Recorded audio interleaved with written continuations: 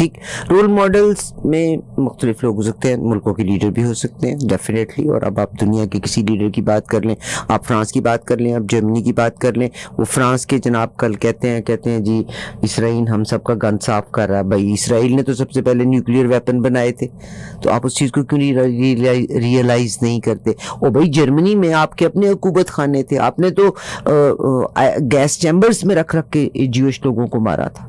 आज अगर आप बाकी लोगों को वहां मरते हुए देखते हैं, don't you feel sorry?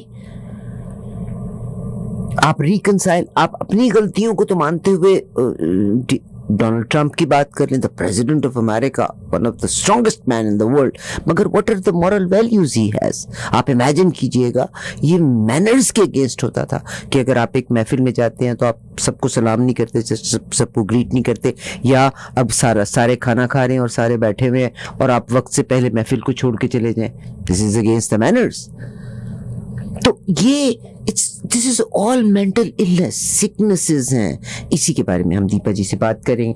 Deepa जी, सबसे पहले तो good morning, good afternoon and अस्सलाम वालेकुम, हाउ आर यू? भगवान की कृपा है, ऑल वेल, सब कुछ ठीक ठाक। माइक के जरा करीबी रखे, माइक को अपने करीब। कैसी हैं? मैं, अल्लाह का शुक्र है, हमेशा सब बेहतर है।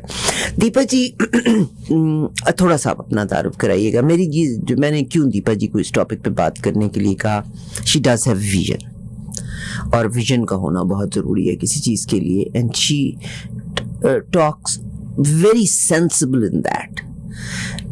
वो लोग जो बाज़ औक़ात बहुत मुतालिया करते हैं, वो इन चीज़ों को जानते भी हैं। She does have a good knowledge about it. Deepa ji, हम वैल्यूज़ की बात करते हैं। There was a time, and I think आपके इलाके में भी वो टाइम था, जब बड़े बात करते थे या कोई बात करता था ना, तो जो गलत काम कर रहा होता था ना, या कोई छोटा बच्चा भी अगर मिट्टी खा रहा हो या कोई गलत काम कर रहा हो, तो वो चुप करके पीछे बैठ के चुपके चोरी का गलत काम कर रहा होता है ना। और अक्सर बड़े ये कहा करते थे, मेरी आंख में डाल के बात, तो वहां से बच्चे का झूठ और सच पता लगा लिया जाता था जी। वक्त इतने बुरे तरीके से बदला कि अब जो सच्चा आदमी है ना, वो अपनी इज्जत को बचाने के चक्कर में लगा हुआ है, और जो झूठा आदमी है वो आपके चेहरे पे बैठ के झूठ बोलता है, ऐसे कमाल तरीके से झूठ बोलता है कि सूरज को चिराग दिखाने के मुतरादिफ होता है। तो आप बताइए कि ये वैल्यूज का फुकदान क्यों हुआ? What is something that our role models are changed? आपने कहा वैल्यूज, इससे पहले कि मैं आपको इस बात का जवाब दूं जो आपने मेरे से पूछा है, मैं आपसे जानना चाहती हूँ कि आप वैल्यूज से क्या समझती हैं?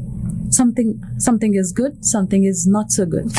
To have the difference between right and wrong, but there was a time right was right and wrong was wrong, but now जो आदमी गलत काम कर रहा है वो राइट इज माइट समझता है। और अगर आप मैं इंटरनेशनली चले जाएं, हम रोल मॉडल्स भी हमेशा बनाया करते होते थे, दुनिया जहान में रोल मॉडल्स हुआ करते होते थे। अब दुनिया में पैसा रोल मॉडल है। अगर आप हुकूमतों की बात करते हैं तो the billionaires are ruling the world, ठीक है? तो जो अमीर आदमी है उसकी तो वैल्यू ही कोई नहीं है। Now this is what I'm That's talking your about. perception. Okay. मैं आपको थोड़ा ना इसके बैकग्राउंड में ले जाना चाहूंगी। आपने कहा good and bad, right and wrong, okay? ये सब हमारे दिमागी खेल होते हैं।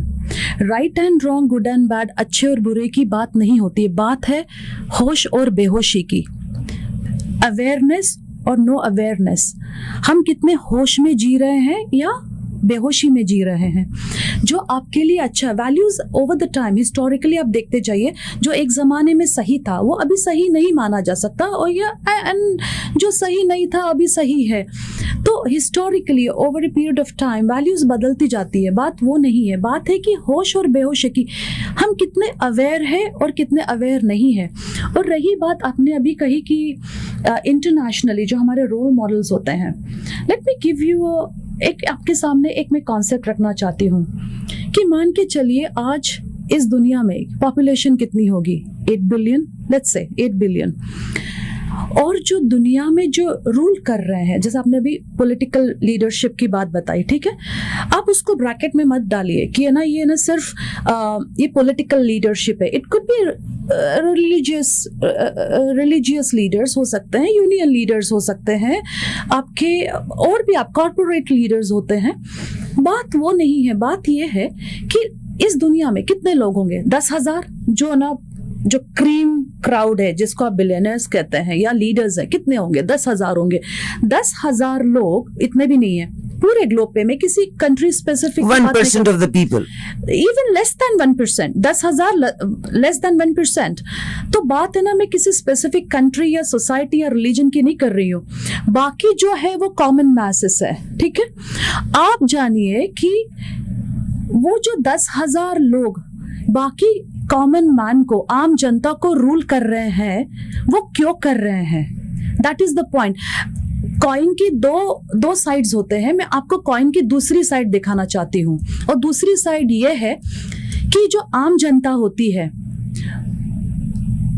मैं किसी को क्रिटिसाइज नहीं करना चाहती हूँ, मगर हम लोग आम जनता में आप और हम सभी आते हैं, हम लोग बहुत ज्यादा ना बेवकूफ होते हैं, और इसी बेवकूफी का हम लोग में aware, we are not seekers, we are followers. हमें ना फॉलो करना बहुत अच्छा लगता है, और हम वहाँ पे हम एक कॉन्सेप्ट है, एक टर्म है, उसको कहते हैं मास साइकोसिस, यानी हर्ड मेंटालिटी, ग्रुप मेंटालिटी, भेड़ चाल जिसे कहते हैं। जब इंसान बेवकूफ होता है तो उसे कंट्रोल करना काफी आसान हो जाता है। तो आप जिसे कह रही हैं कि ना वैल्यूज ये जो दुनिया में चल रहा है वगैरह वगैरह, ये कुछ नहीं, ये हमारी यानी आम जनता की, कॉमन मास, जो 10,000 को छोड़कर बाकी जो लोग हैं उनकी बेवकूफ़ी है। और जो लीडर जो सेलिब्रेट करते हैं या जो हमें कंट्रोल करते हैं, वो हमारी बेवकूफ़ी को, हमारी स्टूपिडिटी को ना कैश इन नहीं करते, सेलिब्रेट करते हैं। जब आप इलेक्शंस में वोट देने जाती है, यू इलेक्ट योर रिप्रेजेंटेटिव, या और कहीं किसी ऑर्गेनाइजेशन में जनरल बॉडी मीटिंग्स होती है, वहाँ पे आप क्या करती हैं, आप इलेक्ट करने जाती है, मगर आपको जो अच्छा लगता है या आपको जो अच्छा नहीं लगता, बेसिस दैट हम लोगों को इलेक्ट या सिलेक्ट या नॉमिनेट करते हैं, मगर हमने उस इंसान का किरदार देखा है नहीं। हमारे कुछ अपने सेल्फिश कुछ डिजायर्स होते हैं या हम कुछ चाहते हैं, हम लोग भेड़ चाल में हैं। सो बेसिकली टेक्निकली मुझे लगता है कि ना ये हमारी स्टूपिडिटी है। We are not seekers, we are followers. तो है ना इस स्टूपिडिटी को है ना कैश इन किया जाता है। This is my take. Deepa ji से मैं बात आपकी करवा रही हूँ, और अक्सर आप लोगों ने भी नोट किया होगा, ज़मीर, कॉन्शियस, कहते हैं ना इस बंदे का ज़मीर मर गया है, उसका कॉन्शियस डेड हो गया। तो दैट्स व्हाट इट इज कि अवेयर और अनअवेयर, हमारी अनअवेयरनेस के जो चीजें हैं, दैट्स व्हाट जिंदा या ज़मीर का मुर्दा हो। ज़मीर का, इसमें ना सिर्फ एक फैक्टर नहीं कह सकते कि हमारा ज़मीर मर गया है, हम ये नहीं कह सकते। अभी क्या ये ना एक जब भी कोई एक इवेंट होता है या कोई एक हमें सामने एक कोई बात नजर आती है, तो उसका हमेशा कोई एक रूट कॉज होता है, करेक्ट। तो जब हम कहते हैं कि लोगों का ज़मीर मर गया, आई डोंट थिंक सो कि ना ज़मीर मर गया, उसके कई सारे फैक्टर्स हैं। सबसे पहले है कि हमारा जो अभी मीडिया ने जो अवेयरनेस लाया, I am talking about general awareness, और लोगों के जितने माने नीड से ज़्यादा वांट्स बढ़ चुके हैं, ये जो रैट रेस चालू है उससे ना मुझे कुछ हमेशा मैं आई मी माई सेल्फ, इसके आगे हमें कुछ नज़र नहीं आता।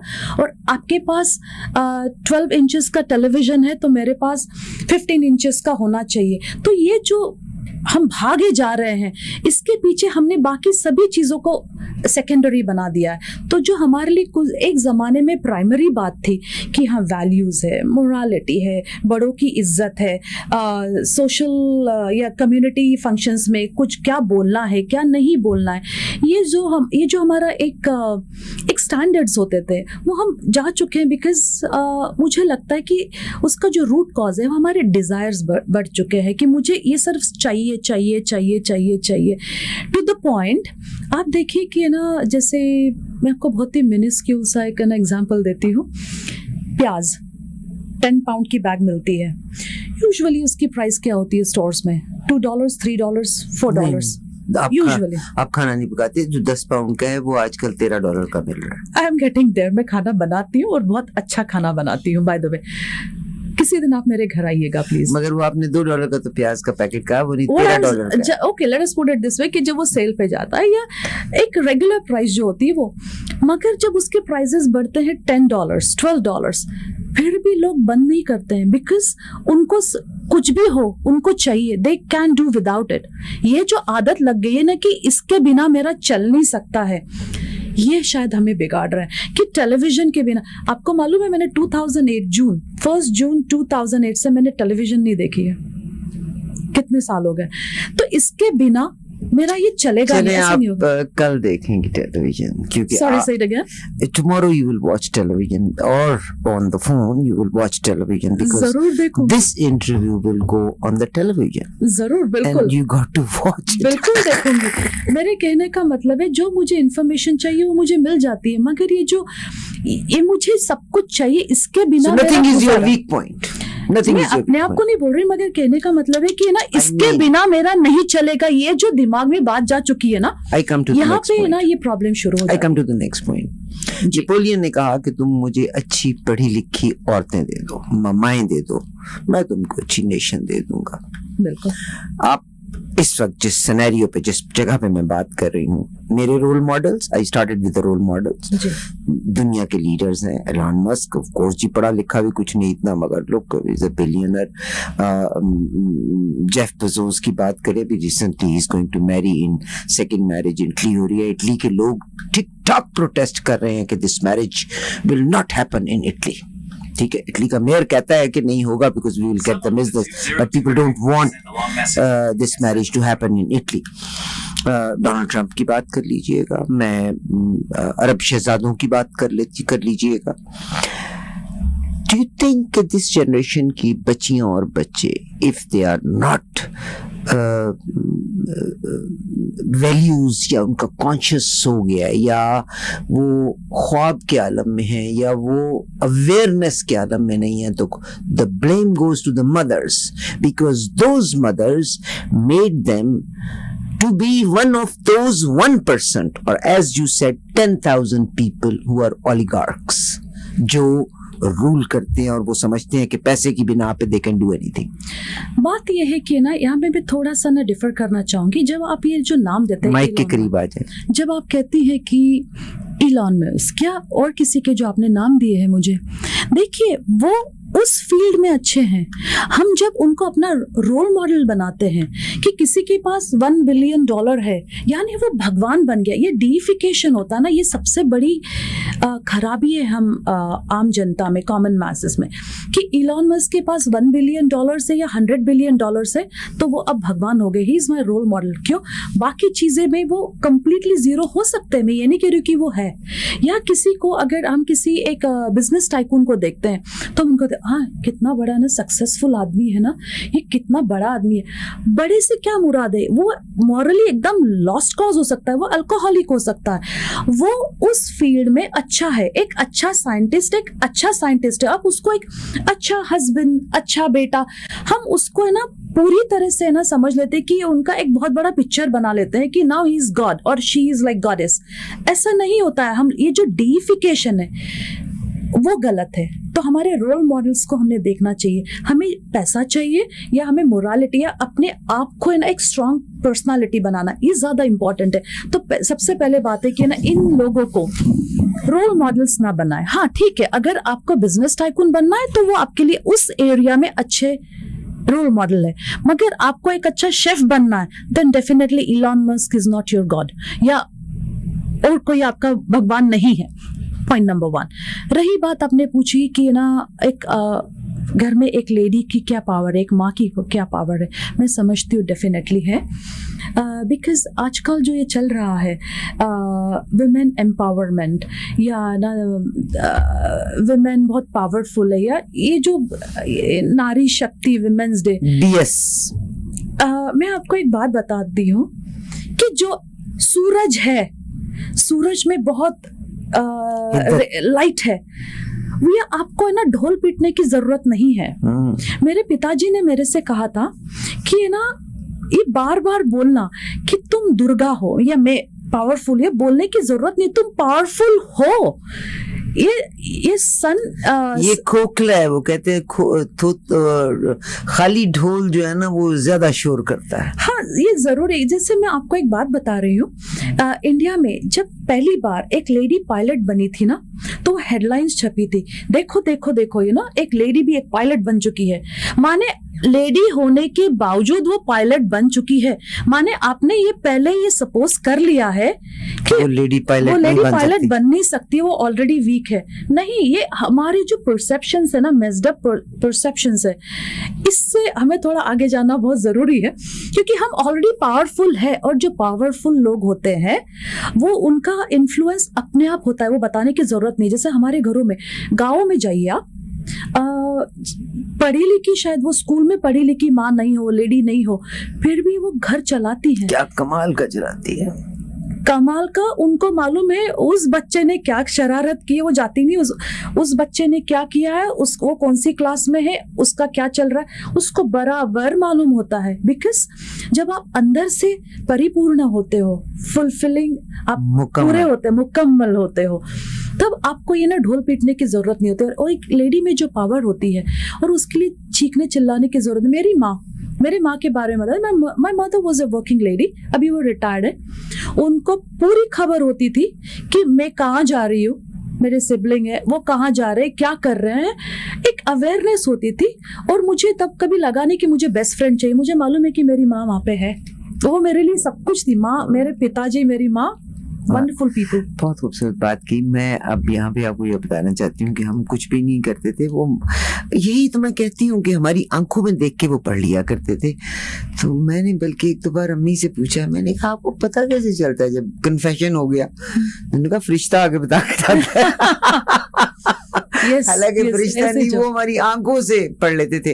तो the thing what I said is now people are so confident, जब वो गलत काम करते हैं तो वो इतने कॉन्फिडेंस से करते हैं कि आप सच्चे उसकी आंख से बता ही नहीं सकते ये झूठ बोल रहा है। कॉन्फिडेंट आप जो कह रहे हैं ना, अभी कॉन्फिडेंस से बात करते हैं या कॉन्फिडेंटली करते हैं, ये ना एक सुपरफिशियल है। भगवान ने एक बहुत अच्छा काम किया है, बहुत, आप उसको भगवान कहे, कॉन्शियसनेस कहे, जो भी कहेंगे, उन्होंने एक बहुत अच्छा काम किया है कि हम जब जन्मे थे, the day we were born, हाँ पैदा हुए थे, उस दिन हम में एक सॉफ्टवेयर आ चुका है, पहले से है। हमें ना, हम क्या कर रहे हैं ना, वो ज़मीर हमें दिया हुआ रहता है। हम कितने रात को कितना भी बोले कि ये दिन है, हमें डीप विद इन मालूम है कि ये रात है। तो जो हम कहते हैं कि जो कोई कॉन्फिडेंटली कर रहा है, उसको डेफिनेटली पक्का मालूम है कि मैं कुछ गलत कर रहा हूँ। उनको मालूम है, सिर्फ ये कि उनकी गरज या उस समय के लिए टेम्पररीली उनका ज़मीर मर चुका होगा, मगर ऐसे मरता नहीं है वो, कभी ना कभी उनको अंदर से, आप ये बताइए, टॉर्चर करता है। एग्जैक्टली। और आप देखिए जो एकदम ऑनेस्ट लोग होते हैं, बहुत ही ऑनेस्ट होते हैं, या जिनको लगता है कि अच्छे बुरे का, सो कॉल्ड अच्छे बुरे का एक सेंस होता है, आप देखिए उनके चेहरे पे दिखेगा, उनकी आंखों में झलकेगा, एक वो गिल्ट नहीं होता है, पता चल जाता है। सो ये हमारा एक भ्रम है कि ये ना लोग कॉन्फिडेंटली गलत काम कर रहे हैं और उनको बुरा नहीं लगता। डीप विद इन उनको सब मालूम होता है, और आज नहीं तो कल, कल नहीं तो परसों उनको डेफिनेटली पता चलेगा। दीपा जी की इस बात को मैं कहाँ एंडोर्स करती हूँ। मेरी किसी से बात हो रही थी, कोई मेरा बहुत अपना था, तो कोई बात हुई कि क्या किया जाता है, तो उसने मुझे जवाब दिया, उसने मुझे हैरान करके रख दिया। वक्त में और जोश के बीच में, I don't want to end up doing something that over the passage of time I regret, and I would not be able to forgive myself for the rest of the life. So as she said, this is a conscious, हम pose करते हैं कि मेरा conscious जो है allow कर रहा है इस चीज को, and it is right, but the conscious एक बार जिंदगी में उनको जरूर, I'll take it too. This is my last question, और आप इसको elaborate कर लें। कहना चाहूंगी जो अभी आपने कहा, इसी का एक एक्सटेंशन है। जेल में ऐसे क्रिमिनल्स है, आपने देखा होगा, इस पे कई डॉक्यूमेंट्रीज भी हैं, यूट्यूब पे आपको कई सारी मिलेंगी, कि ना माने बहुत ही भयंकर एक लेवल का एक जो क्रिमिनल है, उनसे आप अगर बात करो, 1 to 1 1-on-1 बात करो, वो कहते हैं कि हमने किया, वो बहुत गलत किया था, वो स्पर ऑफ द मोमेंट में हमसे हो गया। तो उनको भी मालूम है कि ना मैंने जो किया था या उन्होंने जो किया था वो गलत था, तो ज़मीर होता है। बहुत खूबसूरत बातचीत है। मैसेज दीजिएगा हमारे लोगों को, क्योंकि our women and I, you said, you hit the nail, कि ये जो औरतें बाजुकात के मेरा बदन, मेरी जिस्म, मेरी मर्जी, मतलब वो सब कुछ आप ही का है, मेरा ही है, सब कुछ मेरा ही है। बट किसी चीज़ को बोल बोल के तो प्रोपेगेंडा करना एक अलग बात है। But I have, being a woman, I have a responsibility to keep my family together, united, and to keep my family together I think I have a big responsibility on my shoulders, being a woman, कि मैंने अपने husband को भी गलत चीज़ की तरफ mile नहीं करना। मगर दीपा जी, यहाँ एक सवाल आ जाता है, हालांकि I wanted to end it up. आपको पता है कि if you are left behind, your blood relatives they forget you. If you are left behind, left behind in what sense? There are siblings, okay, जिन siblings में से एक भाई या बहन जो है फाइनेंशियली वीक हो गया, इस मुआशरे के बीच में आपके खून के रिश्ते आपको भूल जाते हैं। अनफॉर्चुनेटली मैं आपको ये कहना चाहूँगी कि ना हमारा जो समाज है, हमारा जो सिस्टम बना हुआ है, हम लोग है ना, हमारी जो क्या बोलते हैं जहनियत, जी हाँ, वो ये है कि हमें ना, हमारी कैपिटलिस्टिक जहनियत होती है।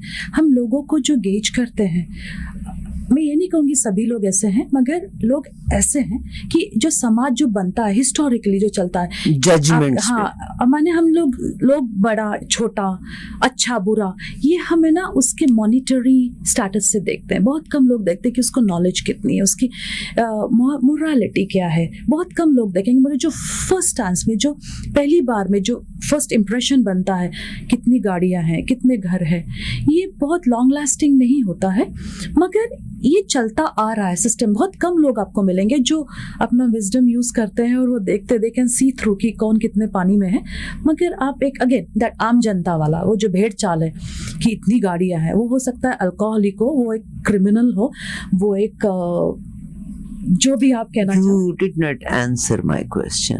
मैं जनता की बात नहीं कर रही, मैं बात कर रही हूँ कि पैसा के लिहाज से, फाइनेंशियल स्टेटस के लिहाज से, जिंदगी की जरूरियात पूरी करने के लिए एक माँ की कोख से जने हुए बच्चे होते हैं, मगर एक कोई पीछे रह जाता है, तो your own blood relatives do not come to pick you up.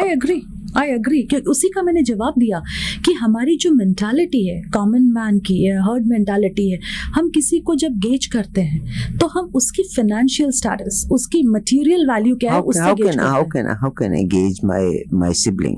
अगर मैं एक माँ के एक दस्तरखान पे बैठ के How can I नहीं, आपने मेरे से पूछा है तो उसका मैं, सब ऐसे होते हैं, मैंने ये नहीं कहा, मैंने ये कहा कि ऐसा होता है। अगर मैं ऐसा करूं, how it is possible कि जिस गोद में मैं पली, जिस टेबल पे मैंने खाना खाया, जिस दस्तरखान पे मेरा अपना सगा भाई बहन तकलीफ में हो, और मुझे which is happening these days। बिल्कुल हो रहा है, क्योंकि हम लोग काफी मटेरियल की तरफ जा रहे हैं, मटेरियलिस्टिक ये हमारे लिए वैल्यू सिस्टम बन गया है।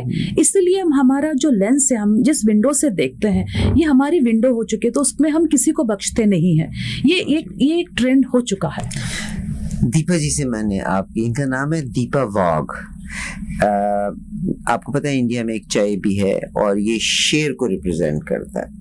बिल्कुल, ठीक है, बिल्कुल। और कहते हैं कि इंडिया की जो ये चाय है वाघ बकरी, ये चाय को जो नाम दिया था मोहतरमा इंदिरा गांधी साहिबा ने, इस चाय को नाम दिया था वाघ बकरी, और she is Deepa Wagh. Is that right? बिल्कुल बिल्कुल। और दीपा का मतलब होता है लाइट, लैम्प, और वाघ का मतलब होता है टाइगर, टाइग्रेस। तो देखिए दोनों नामों में कितना वजन है। माशाअल्लाह। दीपा जी से मैं बात करूंगी। She does have very many other characteristics, बड़े पॉजिटिव कैरेक्टर्स हैं। आपको पता है कि जो म्यूजिक के साथ लोग वाबस्ता होते हैं या किसी भी फनून लतीफ़ा आर्ट के साथ वाबस्ता होते हैं, वो बड़े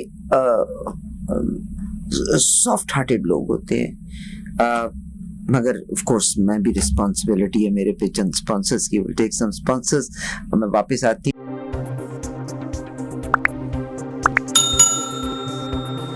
मेहदी हसन ने बहुत खूबसूरत गाया ना कि जिंदगी में तो सभी प्यार किया करते हैं, मैं तो मरकर भी मेरी जान तुझे चाहूँगा। उसका 2 पैराग्राफ को मैंने लिखा, वाकई ये बिल्कुल हैपन्स।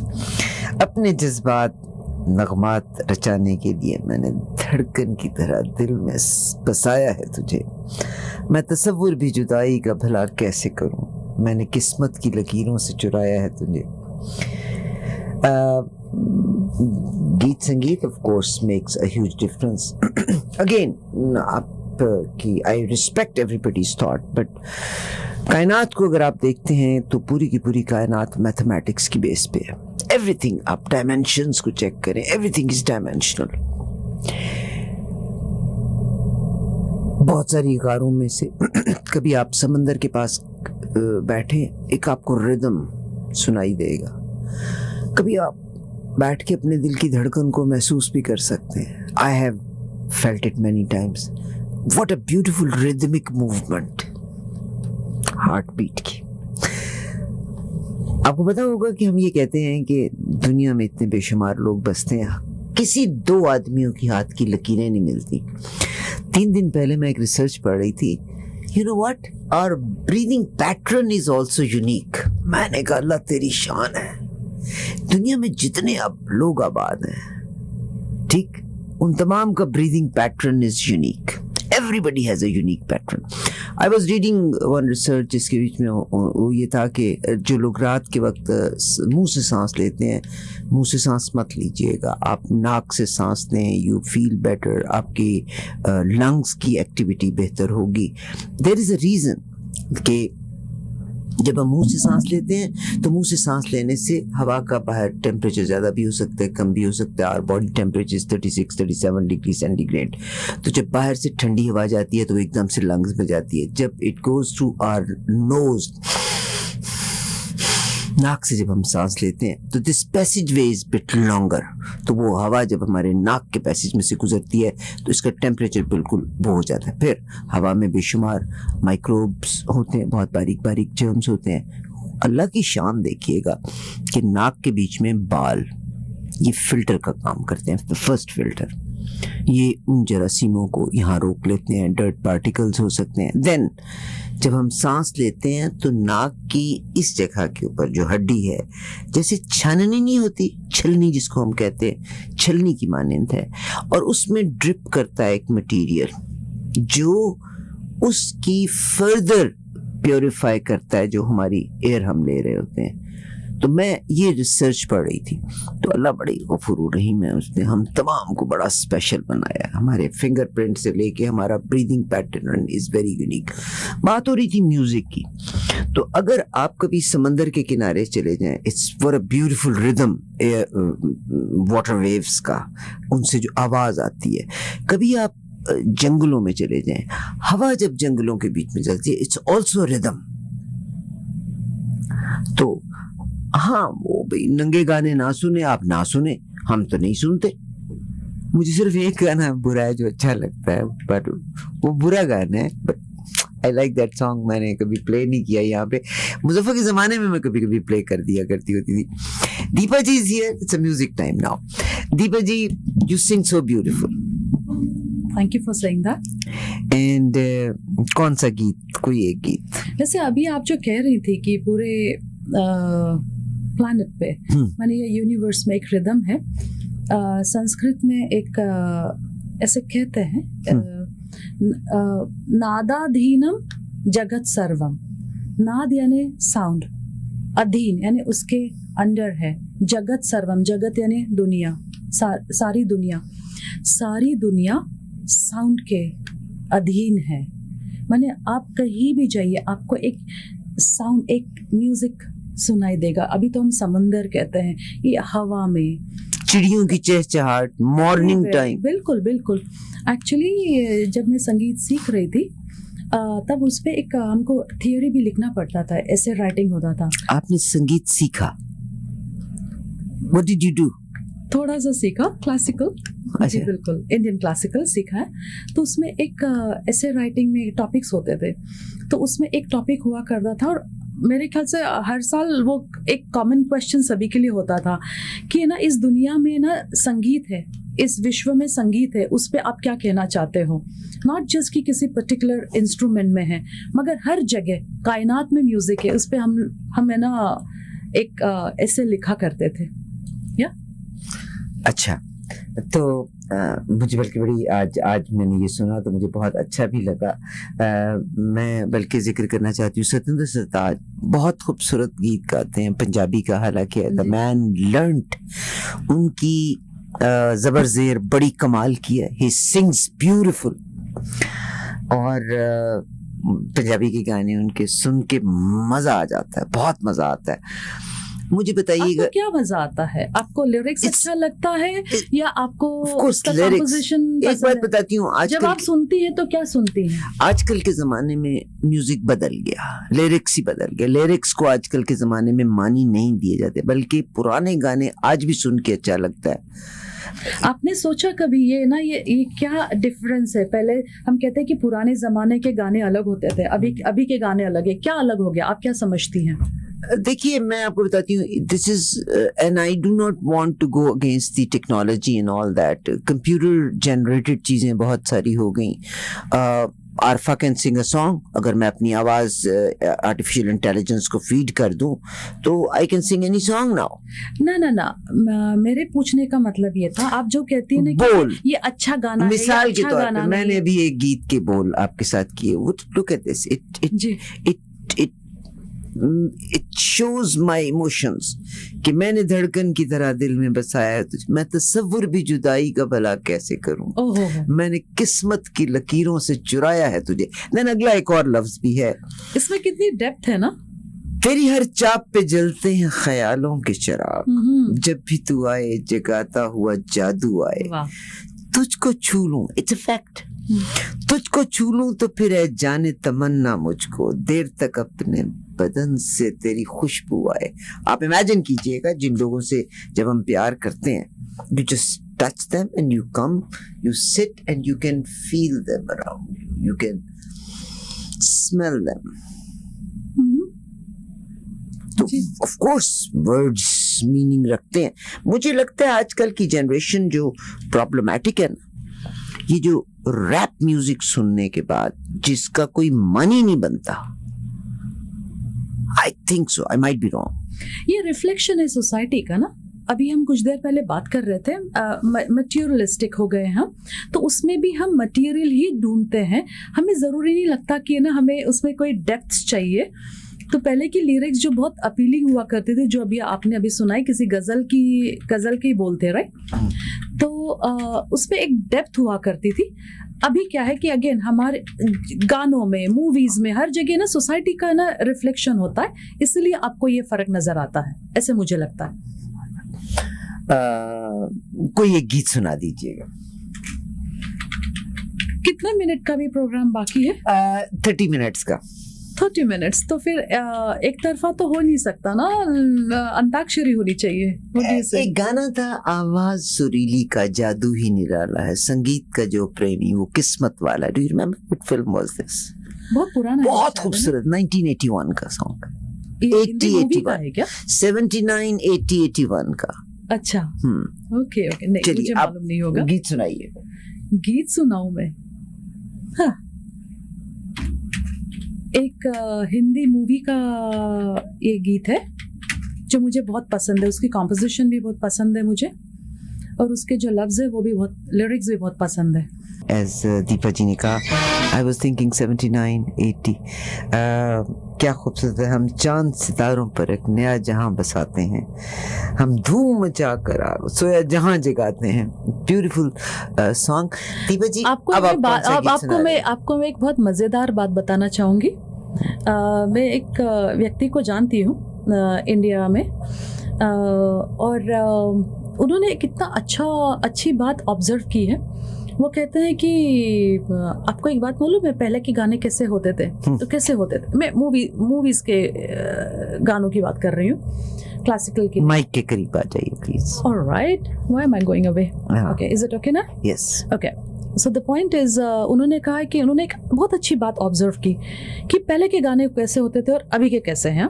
तो उन्होंने कहा पहले गाने होते थे कि ना जन्म जन्म का साथ हो, 100 साल की है ना, क्या बोलना चाहिए, साथ हो, इस टाइप के गाने हुआ करते थे। और अभी है एक बार आजा, झलक दिखला जा, या you know those kind of यानी everything is temporarily, यानी for the ना time फटाफट, being, हाँ। तभी डिवोर्सेस भी बढ़ गई और भी मसले हो गए। माँ ने disposable। बच्चा पैदा किया, कल की डिस्पोजेबल एटीट्यूड, या disposable मगर उस attitude। समय होता था जन्म जन्म का साथ हो, अभी it's एक बार आजा, झलक दिखला जा, माने whatever। बहुत शुक्रिया दीपा जी, गीत सुनाइए आप हमें। अच्छा, मूवी का? Because people must be thinking कि इरफान इतना अरसा इसको, मतलब अभी तक दीपा जी के she says she sings beautiful and you said that you learned the music। ये मेरे लिए सरप्राइज था कि ना मेरे को यहाँ पे आके गाना गाना है, मगर एनीवे मुझे एक गाना बहुत पसंद है, बहुत सुंदर कॉम्पोजिशन है, मूवी का गाना है। शायद मैंने आपको पहले ये सुनाया हुआ गाना है एक बार जब हम मिले थे।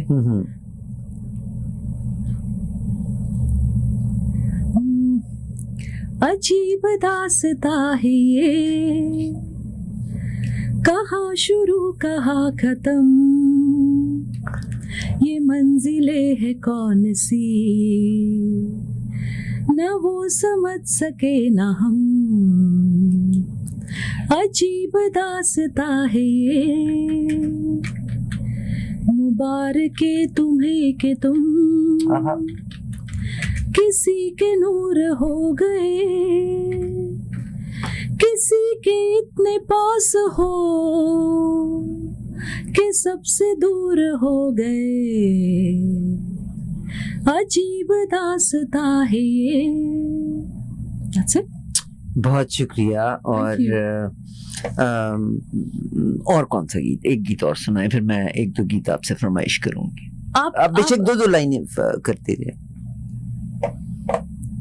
एक गाना था, हजार राहें मुड़ के देखी, कहीं से कोई सदा ना सभी के, मैंने कहा मूवी सॉन्ग्स इतने मुझे लिरिक्स याद नहीं है इस समय, अगर जरा भी हम आपसे दो फिक्रे सुन रहे हैं। I know you sing beautiful. न तुम हमें जानो, न हम तुम्हें जाने, मगर लगता है कुछ ऐसा, मेरा हमदम मिल गया, न तुम हमें जानो।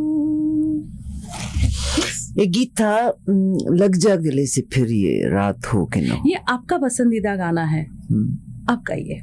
मुझे अगर गाना, आपको मैं एक बात बताती हूँ कि अगर मुझे गाना गाना आता होता ना, खुदा की कसम, वो कहते हैं खुदा ने गंजे को नाखून ही नहीं दी, अगर मुझे गाना गाना आता होता तो मैं तो हर जगह गाना। आपको मालूम है गाना सभी को आता है? नहीं, मुझे नहीं आता। ये मैं आपको बता दूं कि ये हमारा, हाँ, जो कुछ लोग होते हैं जो प्रोफेशनली ट्रेंड होते हैं वो उसको एक अलग लेवल पे जाते हैं, मगर गाना सभी को आता है। ये हो नहीं सकता कि किसी को, हाँ, सुर कम ज्यादा हो वो बात अलग है, मगर गाना सभी को। चलिए, लग जा गले से फिर ये हंसी रात हो ना हो, शायद ये जिंदगी में मुलाकात हो। मुझे आप लिरिक्स में थोड़ा हेल्प कीजिए क्योंकि मुझे मूवीज के गाने इतने नहीं मालूम। चलिए, आपको जो मर्जी आप फिर सुनाना चाहते हैं वो सुनाएं। हम थे जिनके सहारे, वो हुए ना हमारे, डूबे जब दिल की नैया, सामने थे किनारे, हम थे जिनके सहारे। बस जी। चलिए फिर एक और गीत आपके साथ सुनते हैं। तुझसे नाराज नहीं जिंदगी हैरान। बहुत सुंदर गाना है वो, बहुत ही सुंदर गीत है वो। तुझसे नाराज नहीं जिंदगी, आगे बजा। चलिए एक तो सुना दीजिए ना थोड़ा सा। एक है ना, बहुत अच्छी प्रार्थना है, प्रेयर है।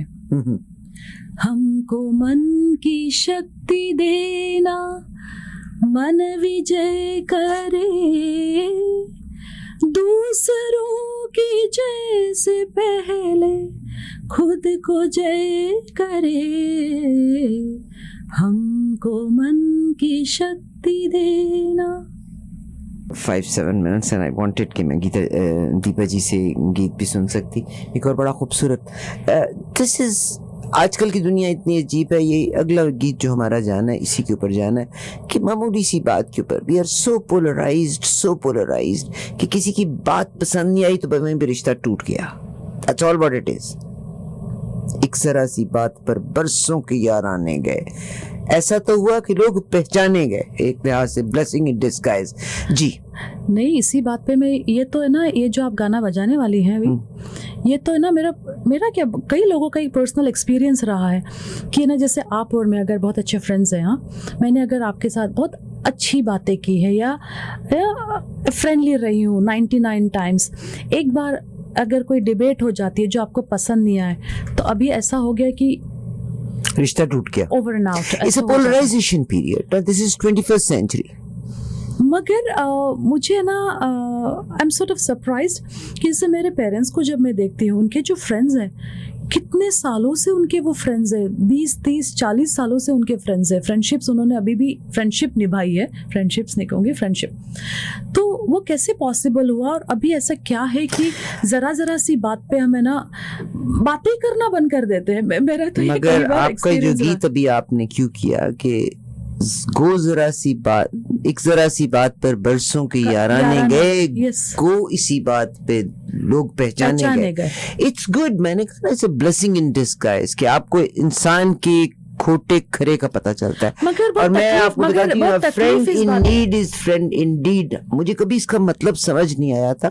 वक्त के साथ, हालात के साथ जैसे लोग बदलते हैं, मटीरियलिस्ट वैल्यूज हैं।